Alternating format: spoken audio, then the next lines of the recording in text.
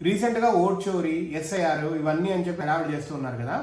అయితే ఈ SIR west బెంగాల్లో స్టార్ట్ చేస్తే మొత్తము ఇల్లీగల్గా వచ్చిన బంగ్లాదేశ్ నుంచి వచ్చిన వాళ్ళంతా లక్షల మంది లైన్ క్యూ కట్టారు బంగ్లాదేశ్ బోర్డర్, బంగ్లాదేశ్ వెళ్ళిపోతారు. అయితే బీజేపీ వాళ్ళు బంగ్లాదేశ్లో 13.25 lakh ఫేక్ ఓటర్స్ని కనుగొన్నారు. సో మమత ఎలా గెలుస్తుంది? బంగ్లాదేశ్ నుంచి వీళ్ళందరినీ రప్పిస్తాం, వాళ్ళకి ఓటర్ కార్డు ఇచ్చేయటం, ఆధార్ కార్డులు ఇచ్చేయటం, ఆబ్వియస్లీ వాళ్ళు ఎంకే ఓటేసేటట్టు చేయటం. ఒక లైన్ లేని మొత్తము, ఒక ఏరియా మొత్తం బంగ్లాదేశ్ వాళ్ళే ఉన్నారు అక్కడ. డిఫరెంట్ నేపాల్ నుంచి రావటము, బంగ్లాదేశ్ నుంచి రావటము, ఇటు పక్క భూటాన్ నుంచి రావటము, మేజర్గా బంగ్లాదేశ్ వాళ్ళు.